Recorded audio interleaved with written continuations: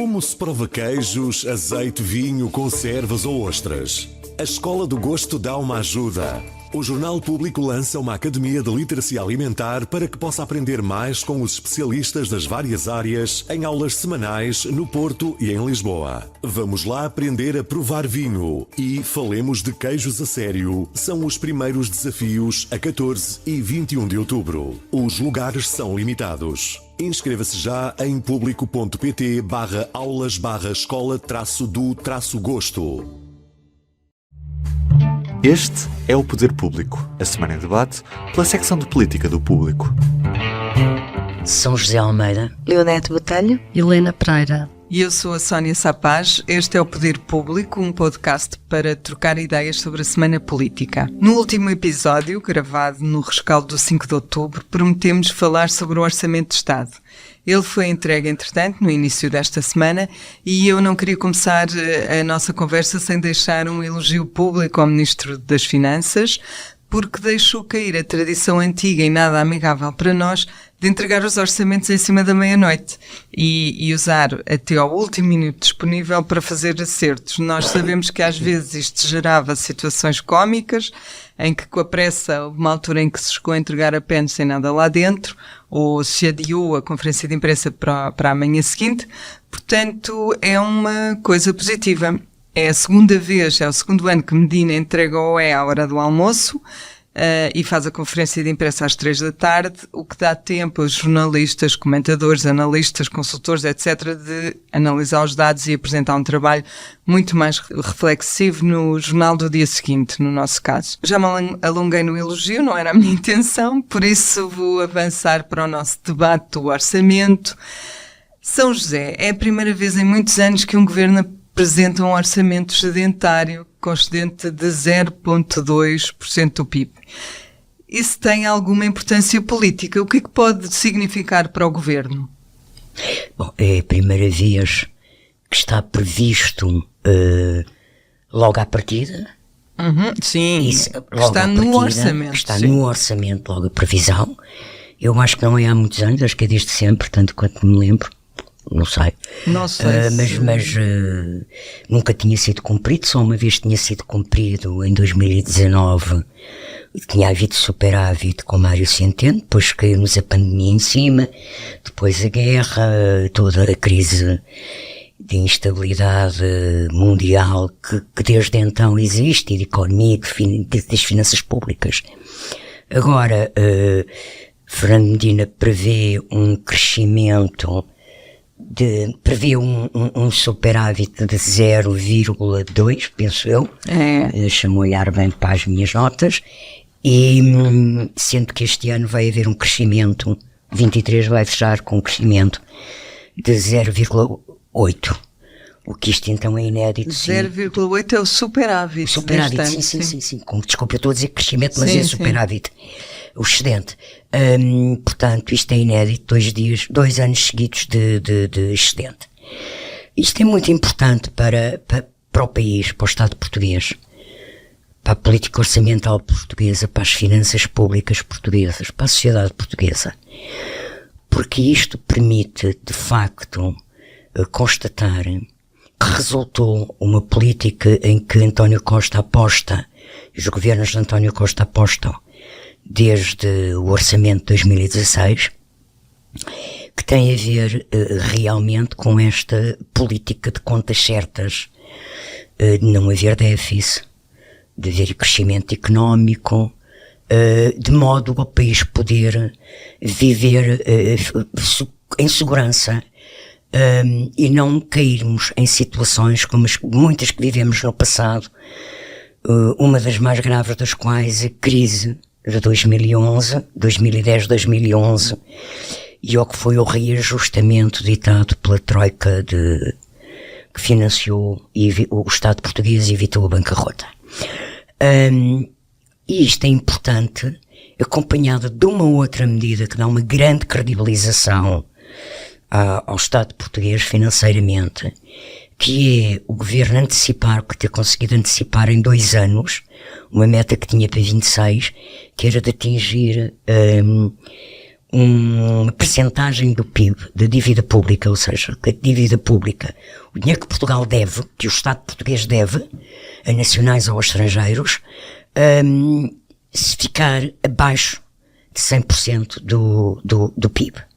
Isto é muitíssimo importante. Isto tem-se visto, esta baixa gradual da dívida pública portuguesa tem-se refletido em termos, já este ano, basta olhar para o que é a notação português, de Portugal e do Estado português, pelas agências de rating, em que Portugal, em algumas delas bem importantes, como a Fitch, já entrou no A, não é? Lembremos que há 10 anos Portugal estava no lixo.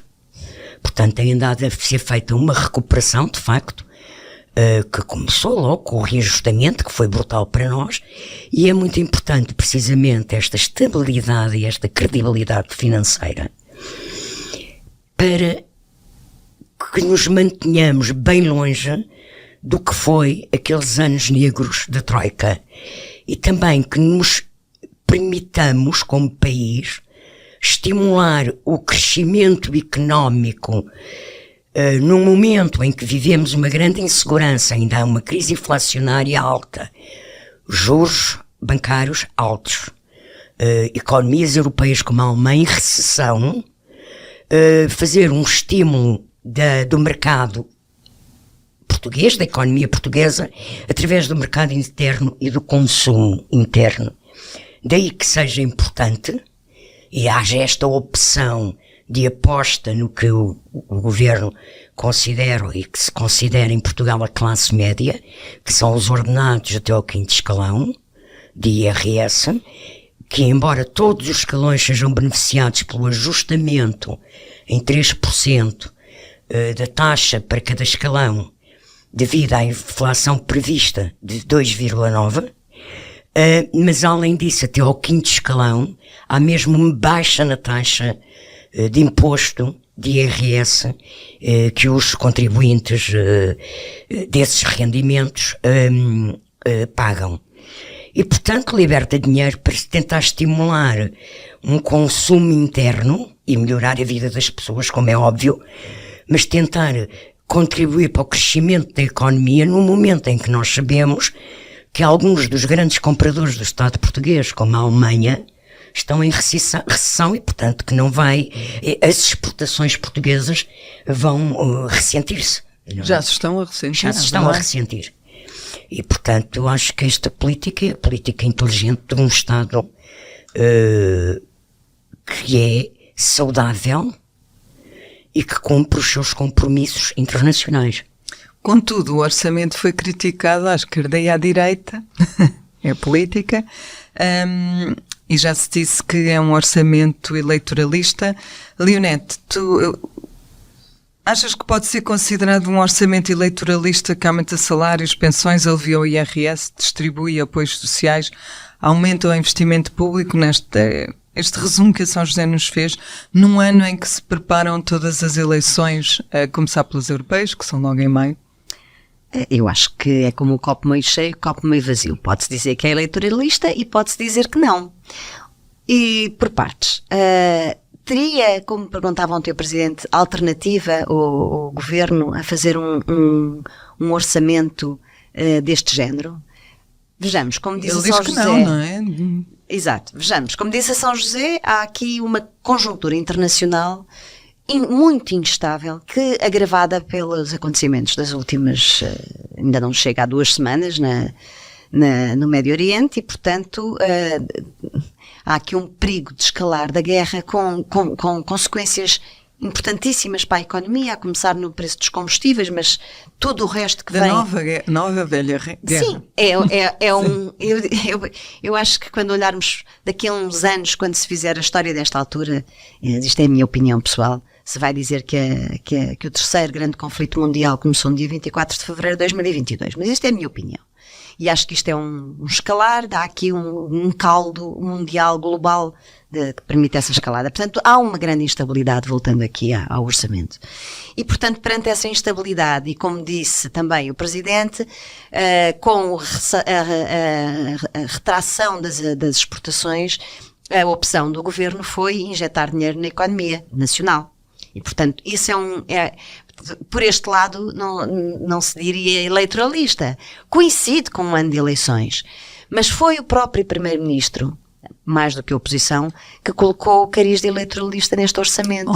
Ontem, ao dizer que a oposição já tinha desistido das eleições de 2026, das legislativas de 2026, e que agora já só se preocupa com as de 2030. Portanto, eu não preciso de citar a oposição, cito o Primeiro-Ministro, foi ele que colocou, ligou uma coisa à outra. Foi ele que colocou o eleitoralismo na chancela deste orçamento, e portanto estou à vontade para considerar com ele e com o Presidente da República, que não só não teria muitas opções, como dá efetivamente muito jeito político. Dito isto, que é legítimo. Junta-se o útil ao agradável. Completamente, é o pleno, legítimo. Não é? É o pleno, legítimo. O governo faz o Partido que pleno, está no governo, mas também, digamos, beneficiar o de estar no governo. o Estado tem os cofres a abarrotar. Tem os cofres a abarrotar. E não é só porque aquilo que disse Montenegro, que é aquilo que já poupou nos juros da dívida que foi pagando. Não, é de facto aquilo que tem cobrado de impostos. É de facto aquilo que as exportações via turismo têm trazido para o país, com custos para os portugueses, e portanto há aqui uma tentativa de corrigir alguma injustiça fiscal e financeira que existe para os portugueses, para quem cá vive, para quem paga efetivamente os impostos. E, portanto, agora, deixa-me só dizer mais uma coisa que eu acho muito engraçado, porque ouvir o Ministro das Finanças e o Primeiro-Ministro nestes dias fez-me lembrar Manuel Ferreira Leite. A sério, fez-me lembrar na parte em que comparava a gestão das finanças públicas à nossa gestão das finanças domésticas. Muito isto, não é? Portanto, é assim, nós temos uma dívida muito alta, e quem tem uma dívida muito alta ao banco para ter uma casa sabe que é bom amortizar essa dívida para reduzir a pressão mensal, não é? E depois, se de preferência se ainda sobrar alguma coisa, e agora pode ser que sobre qualquer coisinha ao fim do mês, é preciso fazer uma almofada para 2026. Voltamos a ter aqui 2026, e é isto que eu queria, era aqui que eu queria chegar. E para frisar que tem muito de eleitoralista e estamos a falar já das próximas eleições e provavelmente do pós-Costa. E portanto, Fernando Medina, que como também sabemos também tem ambições a liderar o partido, está a aguardar, está a fazer o seu PPR para quando... Para pós 2026. Exatamente. Eu só gostava de saber onde é que eles vão investir este fundo durante este período. Vão porque investir eu na gostaria... dívida, na compra de dívida, sai a notícia hoje. Eu quero saber aonde, porque também quero investir as minhas poupanças nesse fundo. A aposta na dívida, é a aposta na baixa da dívida. Para reduzir, não é? Para os tais 100%, sim. É curioso, tu fez-te lembrar a Manuel Ferreira Leite e é de notar que de facto o discurso das contas certas mudou definitivamente de lado, não é? Também, que era próprio dessa altura. Essa é outra questão interessante. Tornou-se numa filosofia nacional, acho eu. Exato, é um desígnio. Do qual Montenegro parece estar um bocadinho distraído já agora, mas pronto, lá iremos. Estás alinhado. Helena, tu estiveste até na conferência de imprensa de terça-feira do Orçamento. Ouviste Fernando Medina. Foi uma comunicação eficaz quando lá estavas. Ele comunicou eficazmente os pontos positivos e os pontos negativos do orçamento. Eu vou responder, mas deixa-me ainda sobre esta conversa. Claro. Eu concordo com alguém que dizia ontem que este orçamento poderia ter sido feito pelo PSD. A única diferença é que talvez o PSD pusesse uns pós no IRC. Juntar uma baixa, era a única coisa que faltava para ter sido feito pelo PSD. Pronto. Passos Coelho. PSD de Passos Coelho já agora. Sobre a conferência de imprensa, sim, foi dos exercícios mais profissionais e mais bem treinados que eu vi. Já o ano passado foi muito também boa a foi, conferência de imprensa. Sim, mas este ano também. E Fernando Tu também Medina, estiveste no ano passado, não foste tu? Não. estive na última do Centeno, por acaso, na despedida do Centeno, que até foi interessante porque percebia-se que era o último orçamento de Centeno. Essa foi boa. Não percebeste que este era o último do Medina, não? Não, percebeu-se que Medina é um palco, foi um palco para Medina.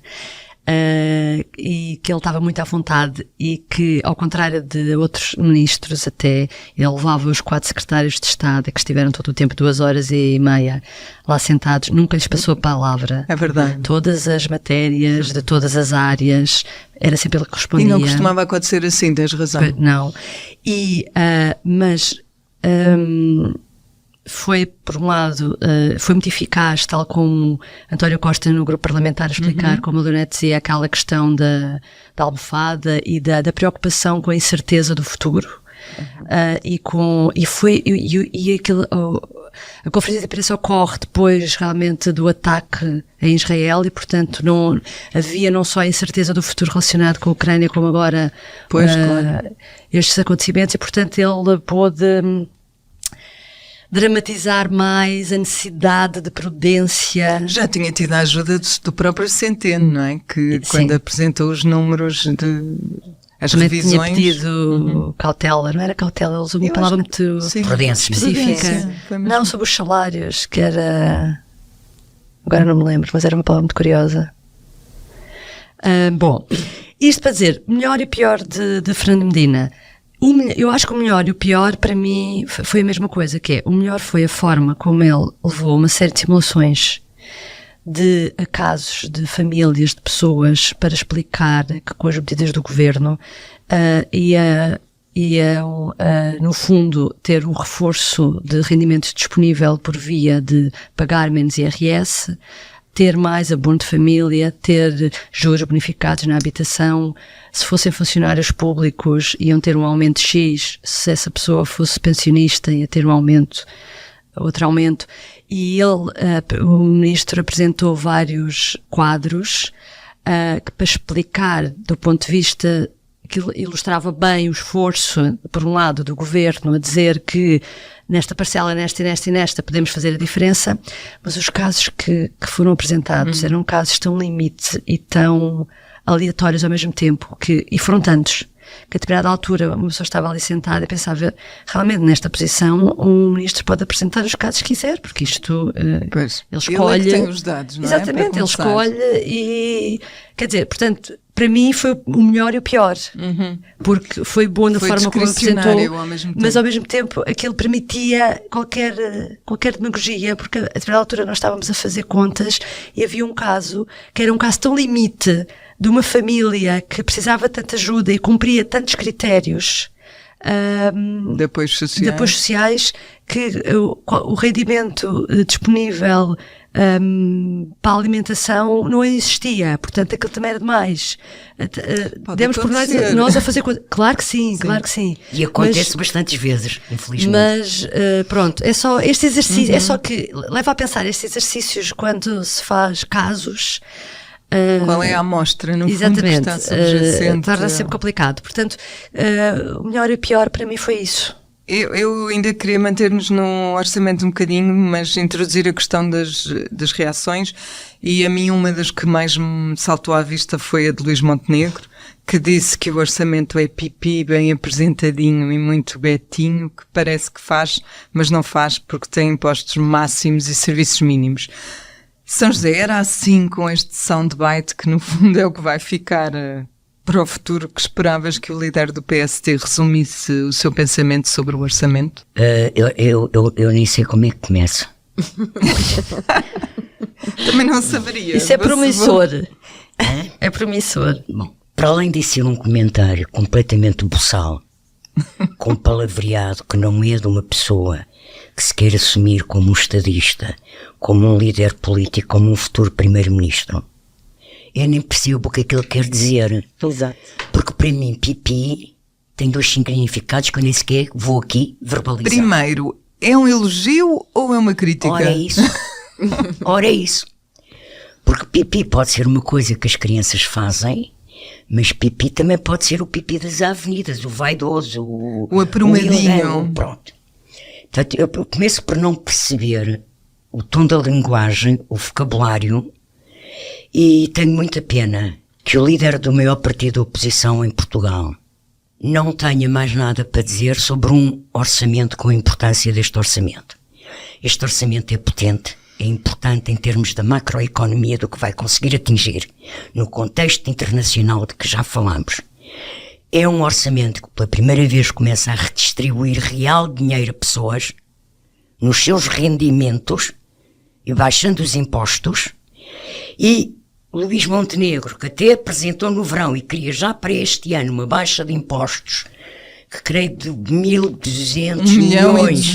Sim. 1.200 milhões, não é? Que afinal é 1.300, quando em abril não chegava à proposta de 500, até eu sabia já que ia ultrapassar os 1.000, portanto, Montenegro foi a jogo, propôs, exigiu, teve aí uma vitória, porque o governo de facto subiu o que tinha, e subiu bastante o que tinha, até acima do que o PSD tinha pedido. E o que Luís Montenegro tem a dizer é isto. Eu não sei, que Luís Montenegro, o PSD deixou de ser o partido das empresas? Porquê que o PSD deixou de falar do IRC? Se há defeito que este orçamento tem, que pode ser apontado a este orçamento, é não haver nenhuma aposta real direta de baixa fiscal para as empresas. Há benefícios fiscais acordados na concertação social para quem cumprir os critérios do acordo de concertação social, certo. Não estou a dizer que o governo não dá benefícios às empresas. Agora, tributação direta de IRC baixar é, para mim, a grande falta neste orçamento. Não lhe quero chamar falha, porque as opções do governo são as opções do governo, que é a aposta nos rendimentos das pessoas para estimular o mercado interno. Tudo bem, o governo ganhou as eleições, tem a legitimidade das suas apostas, é manter subsídios especiais e apoios dirigidos aos mais carentes, às pessoas com menores rendimentos, ou sem recursos mesmo. E há múltiplas medidas, desde a transformação do IVA zero em subidas de 7% dos apoios sociais, aumento das pensões, o aumento geral dos abonos sociais, o complemento de solidariedade dos idosos convergir 2 anos antes do que estava previsto com o limiar de pobreza. Portanto, há medidas, continua a haver um forte quadro de medidas que podem ser consideradas assistencialistas, mas que são uma opção de António Costa para segurar as pessoas de menores rendimentos que vêm desde as crises, as várias crises que têm existido, desde a Covid, e a falha que há do ponto de vista do partido, que é o partido que toda a vida eu vi em 40 e tal anos de democracia, em quase 50 anos de democracia, assumir-se-me como o partido das empresas. Não há uma palavra de parte do PSD, nem houve antes, nas propostas que fez, de defesa das empresas e da aposta na baixa do IRC, que era uma proposta que com Rui Rio, por exemplo, ainda existia. Portanto, não compreendo esta eu nem sei como é que é chamar, porque eu acho que o PSD parece-me bastante perdido no projeto que tem para o país. Ou não tem? Eu parece-me... Perdido, anda à procura, parece que anda aos papéis. O PSD parece que anda aos papéis. E depois, como não tem nada para dizer, pois, não, eu acho que o Luís Montenegro deve ter criado um grupo especial de pessoas, provavelmente bastante novas, e com um sentido de humor duvidoso, para arranjar graçolas, piadolas. O que me pareceu é que, só vou dizer isto, é que é revelador da estatura intelectual da pessoa que o pronuncia. Olha, eu lembro um artigo, só agora para terminar, um artigo que o professor Blanco de Moraes escreveu no Público na segunda-feira, que eu acho que era bom que o Dr. Luís Montenegro e a direção do PSD até comprassem o jornal, recortassem, guardassem na carteira e que, quando têm tempos livres, leiam e decorem, porque está lá tudo. Está lá tudo, como é que se conquistam umas eleições. E a pessoa em causa sabe do que faz, do que fala, porque já esteve no seio e na proximidade grande de lideranças do PSD que foram governo. Leonete, mantendo-nos ainda no Montenegro, a semana começou com uma entrevista dele a dizer que vai ficar até às europeias e mais além. Quando comentava sondagens mais recentes que mostram o PSD perder espaço, disse que elas mostram bem o desgaste do PS. Concordas com esta visão? Olha, vou começar com um elogio ao Montenegro. Melhorou muito a sua prestação comunicacional, televisiva naquela entrevista. Vê-se que teve média training profissional e isso é aquilo que eu posso dizer de positivo na avaliação que faço. Da frase, na avaliação que também faço. gostaste da frase bomba? Do soundbite?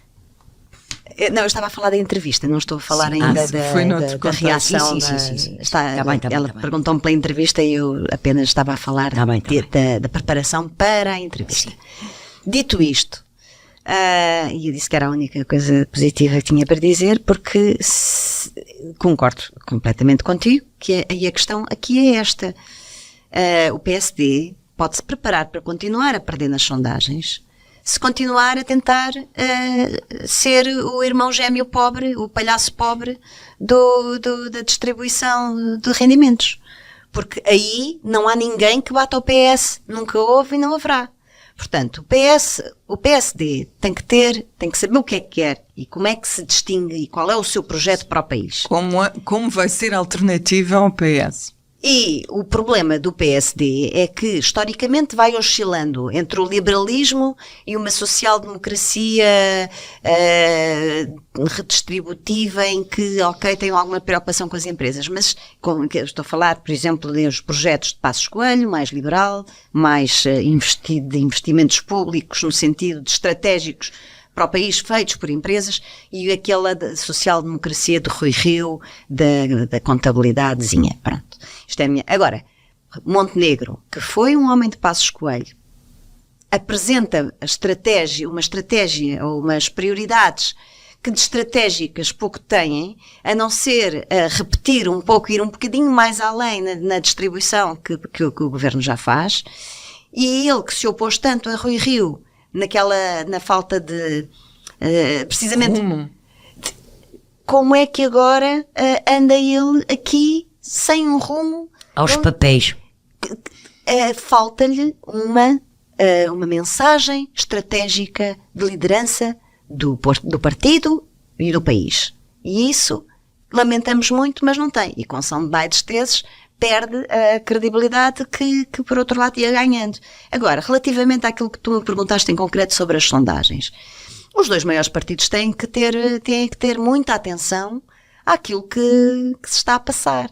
Porque aqui tens um PS que obviamente está desgastado, nem poderia ser de outra forma, ao fim de 8 anos de governação, e com uma carga fiscal que tem sido muito penalizadora. Não vamos entrar, claro que há muitas situações, essas situações externas que nos dificultam a vida não vão passar, não vão parar, não vamos voltar a ter tão cedo. É um partido que tem os médicos em greve, os professores na rua, as pessoas a reclamar contra os preços da habitação, sim.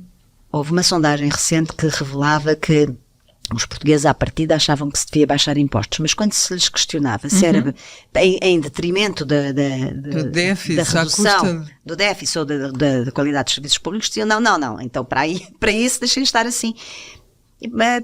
Luís Montenegro tem que ter, se quer liderar o partido pós-europeias, como ele próprio disse, dos quais deverá ter um resultado bastante pouquinho, é previsível que assim seja.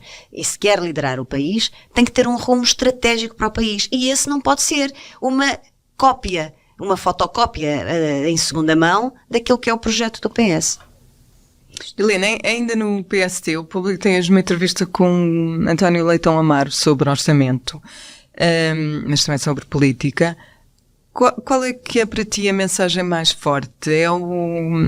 É o desencontro na questão do aeroporto, do novo aeroporto, que ele fala sobre isso? Sim, acho que sim, sem dúvida, porque o que nós estamos a assistir é o Luís Montenegro, quando toma posse. António Costa tentou envolver o PSD numa série de aproximações, como fazia com o Rui Rio, e que era fácil, porque o Rui Rio ia a jogo sempre e respondia e gostava. E isso aconteceu também logo no aeroporto. Aconteceu até numa reunião que houve entre António Costa e Luís Montenegro, que no final, se lembram, António Costa veio dar declarações públicas sobre esse encontro e Luís Montenegro meteu-se no carro e não quis ser filmado ao pé de António Costa. Portanto, desde o início que se percebeu que havia esse jogo, no caso do aeroporto, Luís Montenegro deu um acordo para se estudar várias soluções, e já se percebeu nas últimas semanas que o PSD está a tentar encontrar pretextos para quebrar esse acordo, porque era o único elo mais próximo que tem em relação ao PS, e acha que pode ser prejudicado por causa disso, e anda. Na semana passada foi Miguel Pinteluz, agora são 2 vice-presidentes do PSD, Miguel Pinteluz e António Leitão Amaro, e o que se verifica é cortar essas amarras. O próprio Montenegro, na entrevista, também fala um bocadinho disso. Na entrevista que deu na segunda. Exatamente, sim. E, portanto, só falta o dia em que eles dizem... Estão sozinhos, sim, que António Costa não cumpriu, e que toda a constituição da equipa que estuda várias localizações para o aeroporto está enviesada, e que era Alcochete, que é o que na prática é o que eles todos no PSD pensam, e não é Alcochete. Eu tenho a ideia que o PSD está mais interessado. Sim, mas acusam a comissão de estar feita para dizer que Alcochete vai ser a solução melhor. O que ele diz agora é que a comissão não foi escolhida para definir a localização, foi sim para dizer os pontos negativos e positivos de cada uma delas, e que estão feitos com o PS para escolher o que o governo quer. Exatamente. Mas desta estratégia, que concordo com a Leonete, que completamente de PS2, a única coisa que parece que agora o PSD de Montenegro está empenhado é cortar esta amarra com o governo, mas nesta situação, e depois desta explanação toda, isso já vai servir muito pouco. Acrescentar uma coisa sobre isso. É também significativo da desorientação do PSD, depois de ter assumido um compromisso e um acordo com o governo para uma questão de Estado, que é uma questão soberana do Estado português, uma questão que está já atrasada. 50 anos. Vir agora, Quando parece que quer retirar-se de um acordo que fez há 2 anos. Parece, não quer. Eu acho que há aqui, desculpem lá, mas acho que eu aqui não sou nada. Acho que há aqui muitos interesses por trás. O PSD, os seus interesses estratégicos, whatever, são sobretudo mais numa solução mais a norte, e as do PS são historicamente mais a sul. Mas sempre foi assim. E sempre foi assim. Eles sabiam disso. E portanto, aqui houve aquela ilusão, abriu-se tanto o leque das possibilidades, que já eram 12. Já nem sei quantas eram muitas, não é? Sim. Agora, é evidente que no momento em que houver que decidir, a decisão terá que ser política, e esperemos que a política, no melhor dos sentidos, uma decisão realmente estratégica e que melhore a mobilidade aérea em Portugal, porque isto realmente é caótico e cada vez pior, não é? Mas... Eu guardei um bloco final de perguntas para coisas diferentes, e tem muito a ver com uma notícia que a São José escreve hoje sobre os estatutos da direção executiva do SNS e a reforma das urgências. O primeiro estava pendente há mais de 1 ano, e o Governo optou agora por publicar os estatutos sobre a forma de portaria, que não passam pela Presidência da República. Leonete, o facto de o Governo ter optado por uma portaria relevante, como é que pode ser interpretado? Sim, eu acho que é bastante relevante e até juridicamente duvidoso, na medida em que há uma lei para regulamentar, e o instrumento legal para regulamentar leis é o decreto regulamentar. O decreto regulamentar é aprovado em Conselho de Ministros e passa pela Presidente da República. Ora, este ano, esta é a segunda, aliás, eu diria que ao longo destes 8 anos de coabitação entre este Primeiro-Ministro e este Presidente da República, este ano, pela segunda vez, o Governo, com a sua maioria, do alto a sua maioria absoluta, decide evitar que decretos regulamentares, regulamentações de leis importantes, passem pela Presidência da República. O anúncio deste caso do Estatuto é bastante evidente, é um decreto regulamentar que depois ainda haverá as portarias e os despachos e tudo aquilo que for exigido para operacionalizar a medida. Mas aqui não estamos ainda a falar disso, estamos a falar de um enquadramento, de um regulamento, de um estatuto. E, portanto, acho que é uma afronta aos poderes do Presidente da República. O segundo caso em que isto acontece, ou que vai acontecer, o Governo já disse que seria assim, é em relação ao pacote mais habitação, em que o Presidente veio lembrar, depois do seu veto ter sido ultrapassado no Parlamento pela maioria absoluta, o Presidente veio lembrar que teria a última palavra, porque a regulamentação tinha que passar pelas suas mãos, e o Governo disse, não, vai ser por portaria, isto não é bem à vontade do freguês. O edifício jurídico tem regras, e tem regras previstas na Constituição, e vamos lá ver se o Governo, que já fez isto durante a pandemia, habituou-se muito a uma certa informalidade, vamos lá ver se desta vez, já fora de um contexto de emergência como foi a pandemia, se não terá que responder sobre esta desinstitucionalização, desformalização de regulamentações importantes e estruturantes para coisas importantes como a habitação e a saúde. Helena, ainda ontem o Presidente justamente criticou a demora na mudança não na mudança da gestão do SNS, mas em tudo o que lhe está associado. Com o que é que achas que o Presidente pode estar preocupado? Esta lei da criação da nova direção executiva, só para contar, isto é uma novela. Isto foi aprovado em Conselho de Ministros em 9 de setembro do ano passado, e quando, passados uns dias, o Presidente promulga, ele, no próprio dia, fala aos jornalistas, diz que a lei levantou 4 ou 5 dúvidas, que perguntou ao Governo, tentou esclarecer com o Governo essas dúvidas. A maior parte delas foram esclarecidas, ele ficou contente. As que não foram esclarecidas, ele disse que iria haver tempo depois na regulamentação para o esclarecer, e na altura dá um exemplo do que é que estaria preocupado, isto o ano passado, que era com a articulação com as administrações regionais de saúde, e por outro lado com a desconcentração de serviços por causa da descentralização também. Administrações substitutas. E na altura não sabíamos, quando ele diz isto. Não sabíamos. Exatamente. E com a transferência de competências.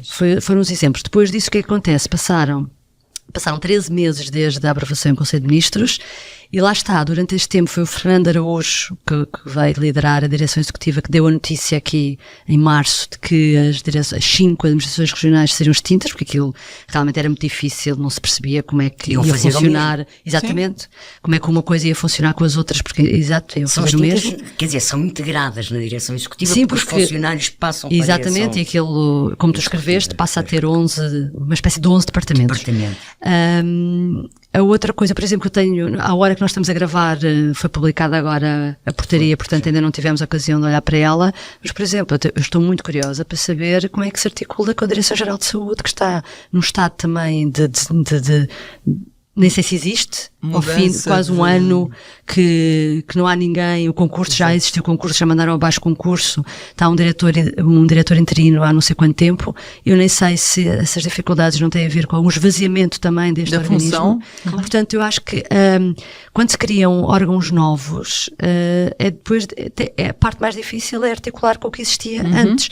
E eu acho que a preocupação de Marcelo, logo quando promulgou, foi essa. Ontem realmente as palavras que ele disse era de que ao longo deste tempo, que tinha passado muito tempo, que tinha havido peças que depois se tinham soltado, e depois por isso é que as coisas não estavam a funcionar bem.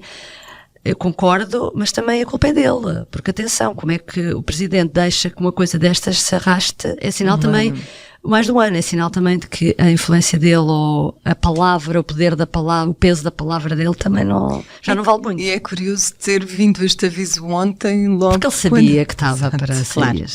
Ele nisso é useiro e veseiro. Eu acho que a saúde é um dos setores onde se nota mais a diferença entre a diferença ideológica entre o PSD e o PS, ainda com Montenegro e com o Presidente da República. A Lei de Bases da Saúde, que foi aprovada há relativamente pouco tempo, mostrou e deixou bastante evidente esta diferença, ainda que o PS seja equilibrado no sentido de nem só privado nem só público. Mas é aqui que há aqui uma diferença. O Presidente da República, tal como o PSD, defende um funcionamento em rede com os privados e o Governo evita ao máximo esse funcionamento em rede.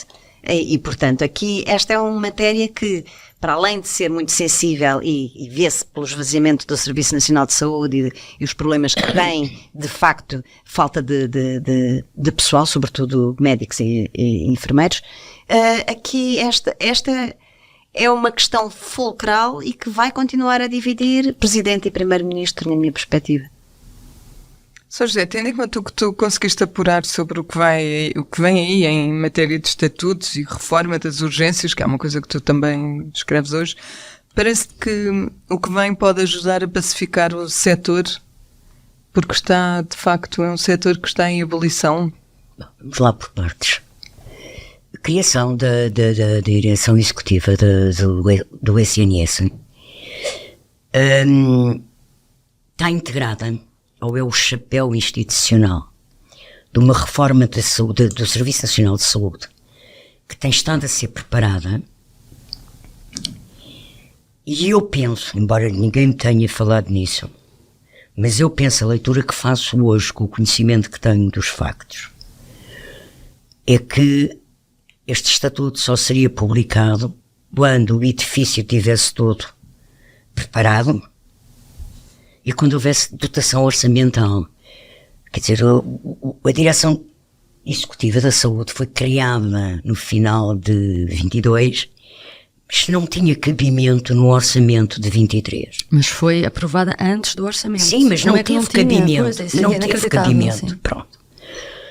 Portanto, eu não estou a dizer que se esqueceram, não quiseram pôr. Não quiseram. Se calhar acharam que ainda não era preciso. Pronto.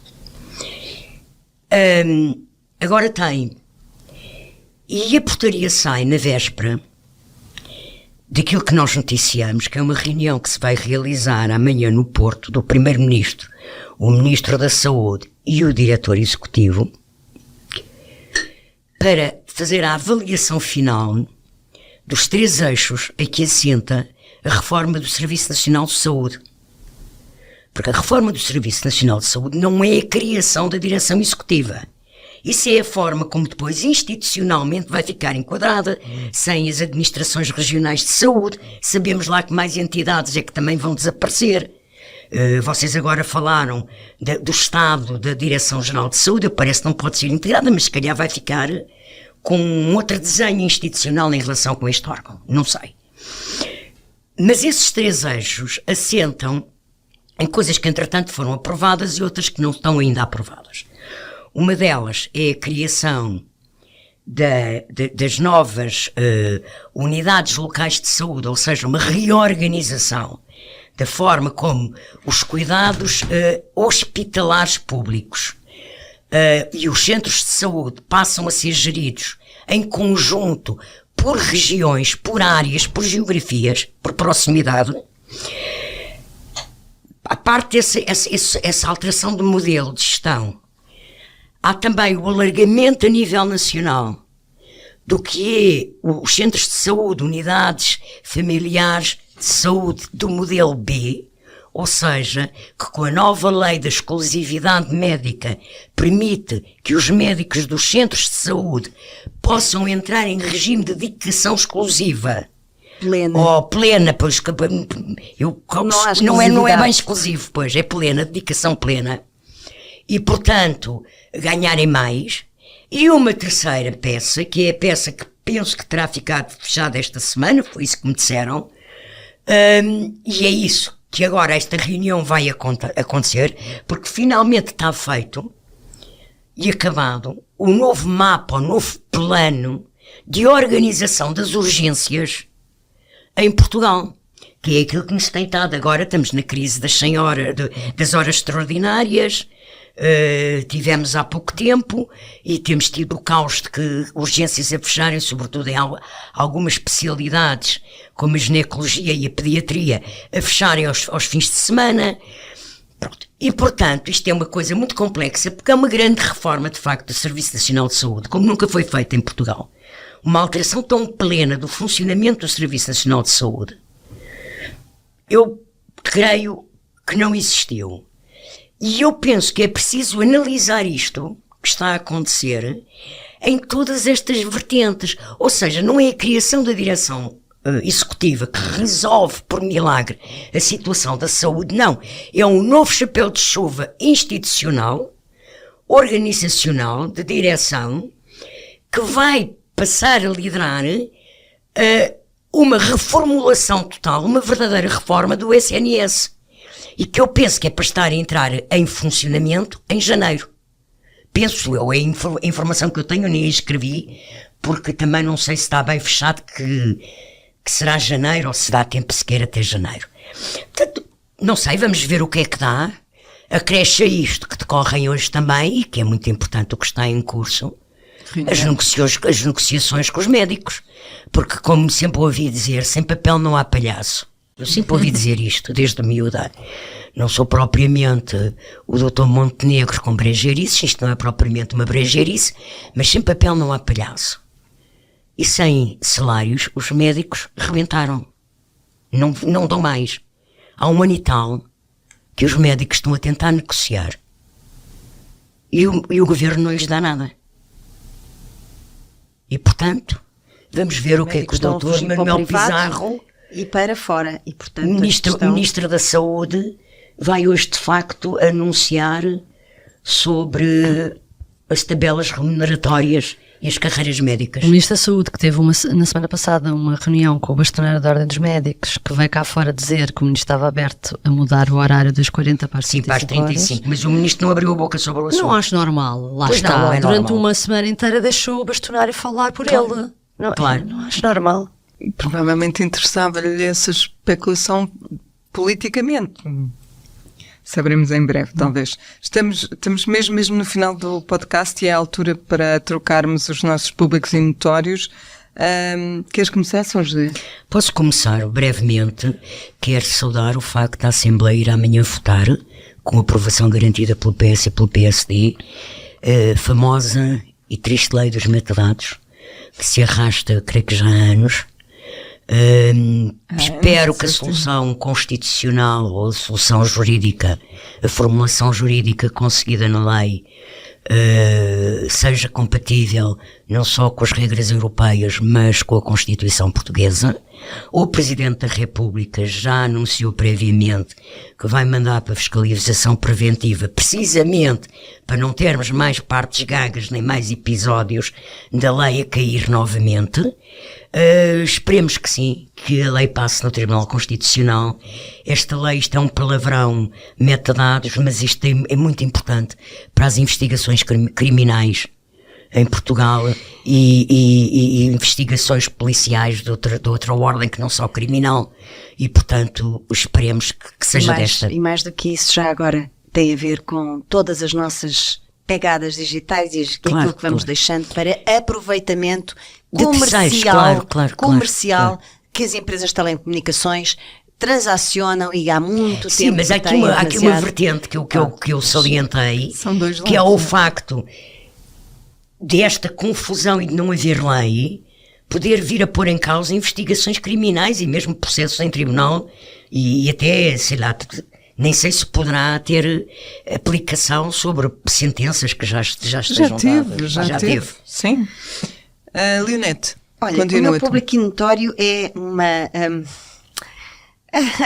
uma novela sobre as comemorações do 25 de novembro, que ontem teve mais um episódio, porque depois, na semana passada, a Conferência de Líderes ter anunciado que não haveria comemorações do 25 de novembro no Parlamento.